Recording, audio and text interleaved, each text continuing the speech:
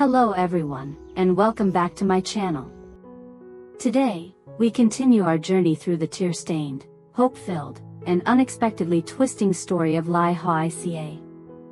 After countless storms, Hoài Ca and Hùng finally received something they once believed they would never have in this lifetime. A tiny little daughter, so adorable that just looking at her could soften anyone's heart.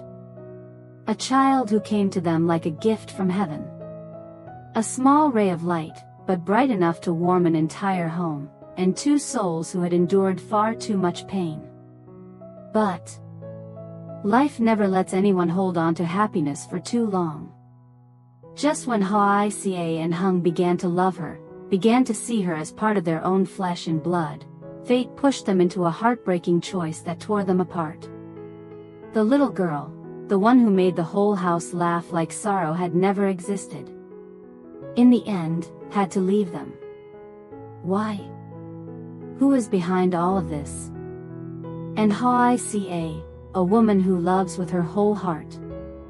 Can she survive another loss so cruel? All of these bittersweet, gut-wrenching twists will be revealed in today's video. So now, sit back, take a deep breath. Because today's story won't be easy to hear, but it will be worth feeling. Let's dive in and uncover the whole truth together. That morning, Hoài Ca went to the fields earlier than usual. The sky hadn't even begun to brighten. Far in the distance, only a faint sliver of pale silver hinted at dawn. The air was thick with the cold of the mountain night, a sharp, penetrating chill that slipped through her clothes and stung her skin, forcing her to pull her collar tight and rub her arms for warmth the moment she stepped outside. The ginger field stretched out before her, blanketed by a dense layer of white fog so heavy that even the rows of earth seemed to dissolve into the mist. The small ginger plants, their leaves beaded with dew, shivered gently in the early wind, creating a sound so soft, so pure, the kind only those who live in the mountains ever truly understand. Hoài Ca stepped down the narrow path between the fields. Her rubber sandals touched the icy ground, moisture seeping through and numbing her feet. She drew in a deep breath, feeling the scent of damp soil and the faint spicy aroma of ginger, a familiar fragrance that made her feel like she was touching one of the rare peaceful moments left in her life. She crouched down and began pulling weeds. Her hands moved with instinctive precision, grabbing a small cluster, pulling lightly, shaking off the dirt, then laying it aside. Her entire body slipped into the calm rhythm of work, accompanied only by the wind and the soft sound of roots lifting from the soil. And then, in the stillness so quiet she could almost hear dew hitting the leaves, a sound emerged. Tiny, fragile, like a newborn kitten, but even weaker. Like a trembling breath struggling to cling to life. Hoài Ca froze.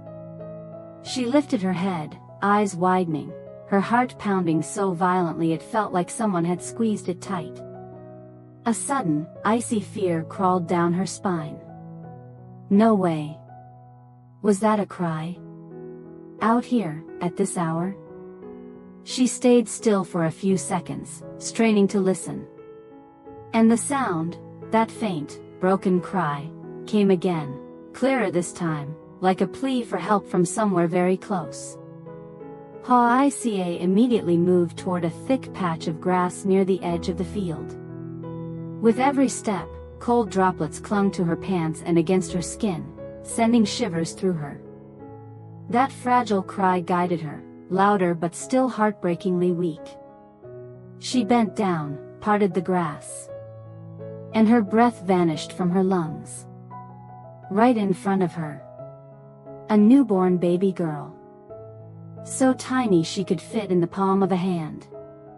Her body wrapped in a thin, faded cloth, frayed at the edges, clearly far too flimsy to shield her from the mountain cold.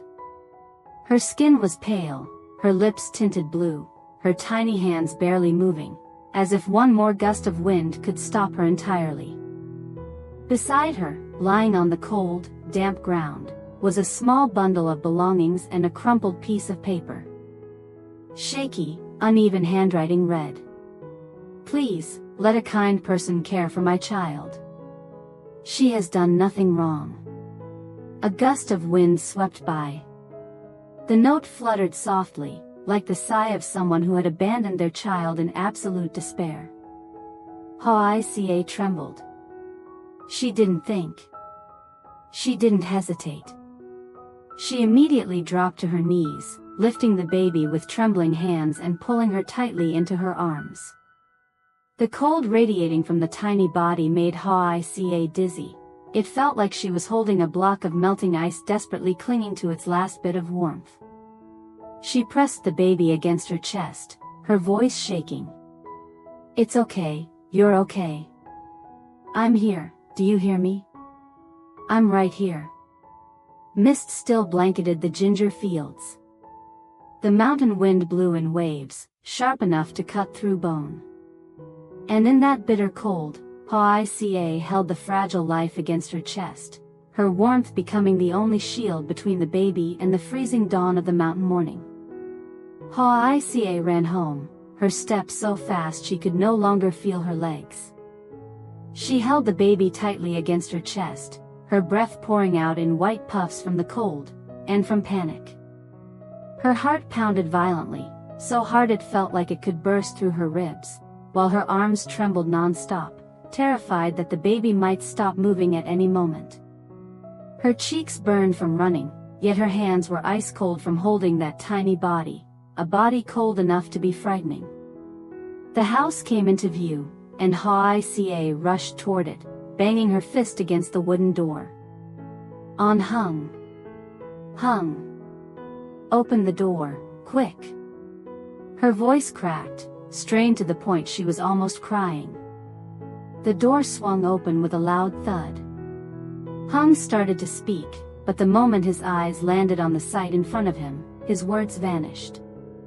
Hoài Ca, breathless, hair messy from the wind. And in her arms, a newborn baby, lips turning blue. He froze, completely stunned for several seconds. What? A newborn? Where did she come from? Why is she like this? His voice was hoarse, shock mixed with fear. Hoài Ca tried to take a steady breath, but her voice still trembled uncontrollably. The baby, she was abandoned in the field, she's freezing, Hung. I held her the whole way but she's still so cold, please help her. Her eyes reddened with panic, her voice breaking as if she would burst into tears right then and there. Without waiting for another explanation, Hung stepped forward immediately. He took the baby with both hands, so gently it was as though he were holding a piece of fragile crystal that could shatter at the slightest touch. The moment he felt her skin, he flinched. Troy dat, she's freezing, how could she survive this? Hung's jaw tightened, the veins at his temples standing out sharply. He cradled the baby against his chest, his large hand covering the thin cloth, trying to warm her through the fabric still damp with morning mist. Go. We're heading to the clinic right now. His voice was firm, decisive. Hoài Ca followed him instantly, not closing the door, not looking back at anything at all. There was only one thought in her mind. Keep the baby awake, keep her alive, don't let her get any colder. They sprinted down the road, the slap of rubber sandals against damp earth echoing frantically. The wind lashed their faces, but neither slowed. Each faint, broken cry from the baby stabbed into Hoài Ca and Hung's hearts, like someone was tearing pieces of them apart one by one. The small, quiet village clinic appeared through the fog, but to them, it felt like the only lifeline left in the world. Then 3 days passed. 3 long, draining days, each hour dragging by like a week. The commune authorities had immediately sent out a notice, posting information in every village, asking officers to go door to door. A paper with the baby's details was pinned to the village bulletin board. People walked by, glanced at it, and shook their heads. Hoài Ca and Hùng waited. Waited for a knock on the door. Waited for someone, anyone, to come claim the child. But nothing happened. No one came. No one asked. No one recognized her. No messages. No calls. No clue pointing to who the baby belonged to. And through all 3 days, Hoài Ca stayed by the baby's side. She sat on a wooden chair at the clinic, holding the baby as if holding a priceless treasure. Every tiny breath the baby took made her listen carefully, afraid of missing a single moment. The child slept quietly, her little cheek pressed against Hoài Ca's chest as the woman shielded her from every draft of wind slipping through the window. And Hùng stood beside them, arms crossed, eyes never leaving the two. Or rather, the two people who, deep inside him, were starting to feel like a family forming right before his eyes, though he didn't dare say it out loud. He looked at Hoài Ca, petite but holding the child so firmly.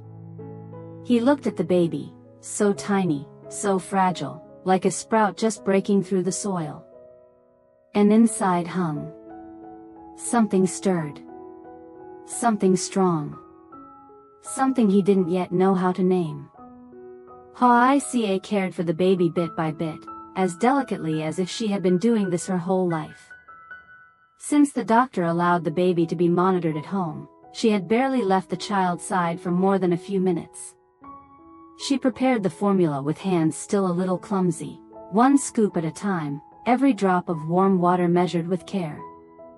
Her eyes were so focused that the moment the baby so much as stirred, she immediately leaned over to check. Then she changed the baby's diaper. At first she fumbled, the cloth was crooked, the ties uneven, but she patiently adjusted it again and again. Her hair fell to the sides of her face as she worked, her head slightly bowed, her eyes red from exhaustion, yet still soft with tenderness. When the baby felt cold, Hoài Ca warmed a soft towel and wrapped it around her tiny body, pulling her close to her chest to share her warmth. Her hand gently stroked along the baby's back, each slow movement soothing, as if calming a little heart still trembling from the morning chill. Whenever the baby struggled to sleep, Hoài Ca picked her up and rocked her gently. She hummed softly, her voice tight with emotion, trying to steady her breathing so the baby wouldn't hear the ache building in her chest. Miha, the foster mother that Hoài Ca and Hùng had recently brought home, stood leaning against the doorway, quietly watching. She said nothing for a while, simply observing the way Hoài Ca held the baby, her own hands tightening around the towel she carried. Only when she couldn't hold back anymore did she wipe the corner of her eye and speak, her voice trembling. "You holding her, it looks so tender. It reminds me of how you used to hold Tony whenever he cried."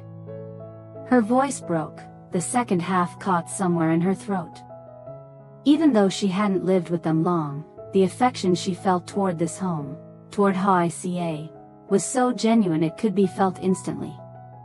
Tony stood beside the cradle, only able to babble a few simple sounds. Oh. He held on to the edge of the crib, staring with wide eyes at the tiny baby lying there. His little hands waved excitedly, pointing here and there as if he wanted to say something but didn't know how. He reached out, touching the air gently, and babbled. "O-E-M-M. His tiny voice was filled with curiosity, and a hint of delight. Hoài Ca looked at her son, then at the baby sleeping softly in the cradle. A small smile appeared, faint, but strangely warm. Then tears fell. Not from sadness, but from tenderness. Tenderness for the abandoned child, for Tony's innocent fascination, and for the overwhelming emotion she was trying so hard to hide. Just 3 days. 3 short days. But enough for those weak cries, that tiny warmth, to cling to everyone's heart. Enough for that baby girl to become part of this home, naturally, quietly, but so deeply that no one could ignore it. Late one afternoon, just as the last rays of sunlight disappeared behind the mountains, Hung's phone rang. The sound echoed through the little house so suddenly that even Hoài Ca flinched. Hung picked up the call. After only a few seconds, his expression shifted, slowing, sinking. He turned toward Hoài Ca, his eyes filled with hesitation. The voice on the other end was clear. "There's a family who wants to adopt the baby. They live in the city, they're well off, they've struggled with infertility for years, and they're very eager to welcome her." Hoài Ca froze. It felt like someone had slapped her with nothing but air. Her heart, for a moment, simply stopped. Her first instinct was to hold the baby tighter. She lifted the little one into her arms, pressing her close as if afraid that one small loosened grip, and someone would take her away immediately. She couldn't speak. Her lips trembled, her chest tightened painfully. Hung stepped closer, placing a hand on her shoulder, his voice slow and heavy as stone. "Hoài Ca." He swallowed hard. "I know you love her. I do too. But, the baby has a heart condition. That family, they can afford treatment. With them, she'll have a better chance at life." Those words, soft as they were, cut into her heart like a sharp blade. Not because Hung was cold, but because he was right. Painfully, undeniably right. She was poor. Their whole family was poor. A heart condition was far beyond anything they could handle. But the real agony was having to let go of a life that had just entered her world, a baby who had planted a love so deep inside her that even she didn't know she was capable of it. That night, Hoài Ca couldn't sleep. She sat beside the cradle, the dim yellow light casting shadows over her face, tired, aching, but unbelievably gentle.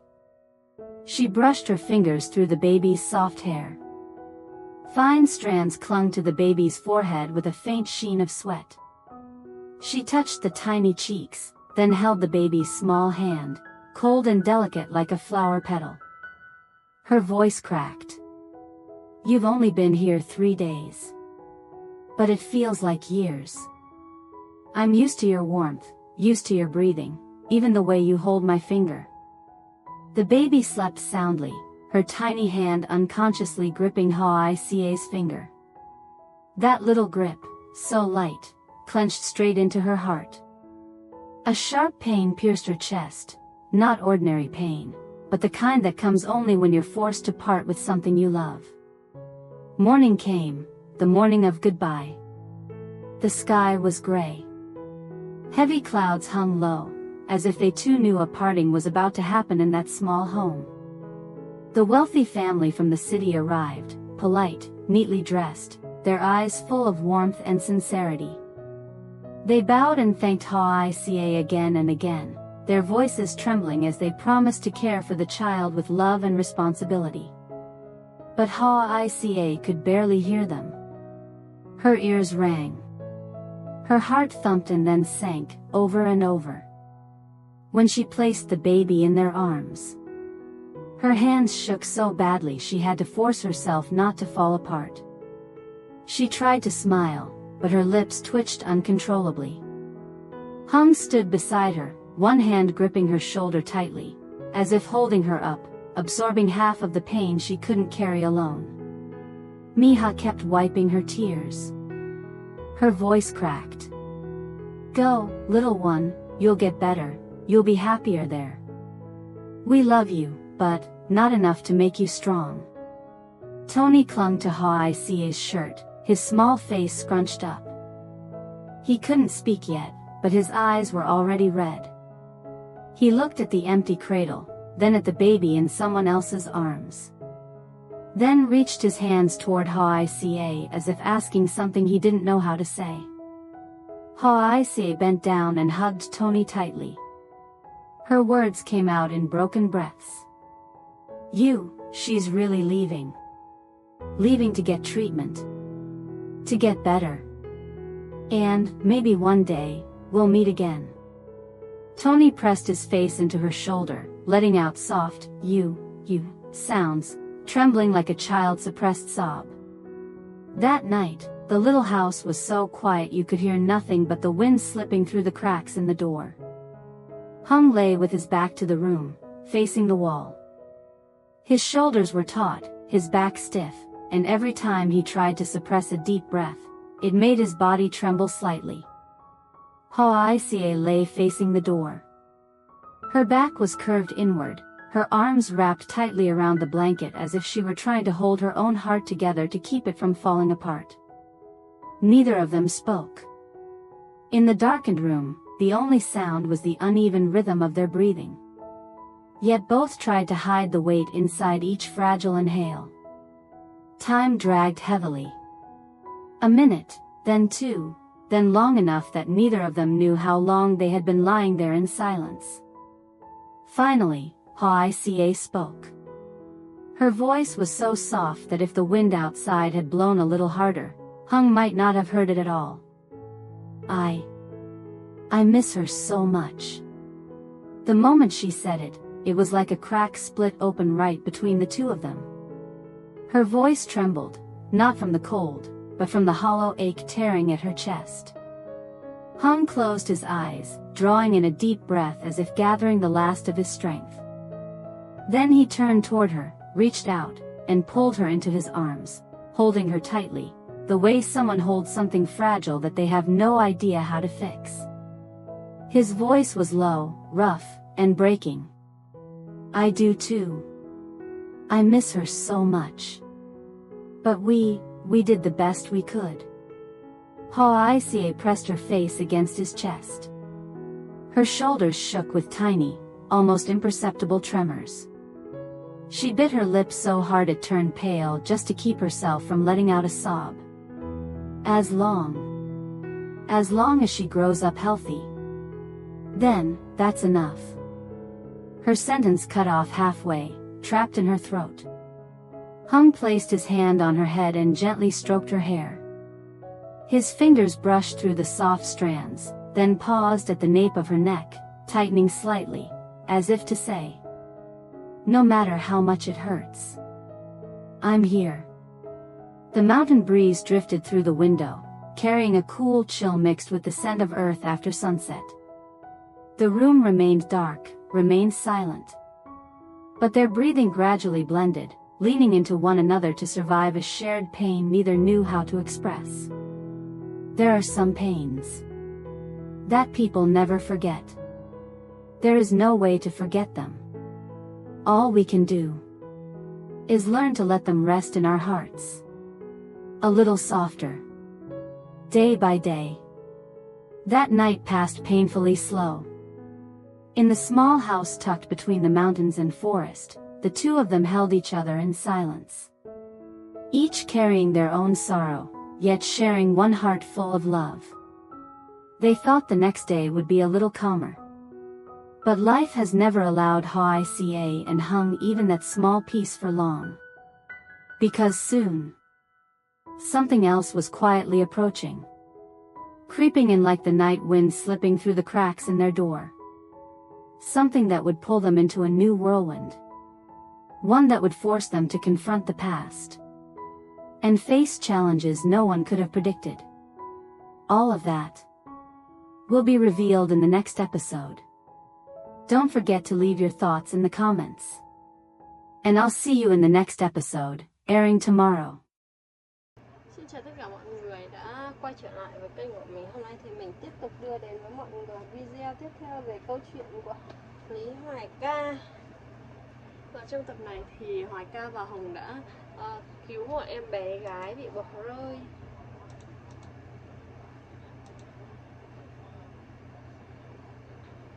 Cả hai rất vui vẻ và hạnh phúc khi cứu được em bé này.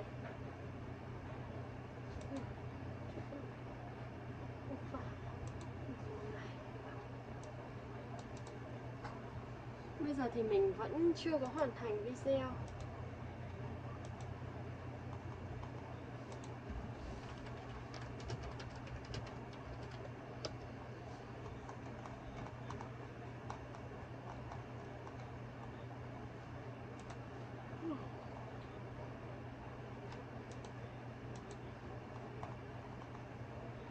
Cảm ơn mọi người đã xem video. Bye bye, hẹn gặp lại.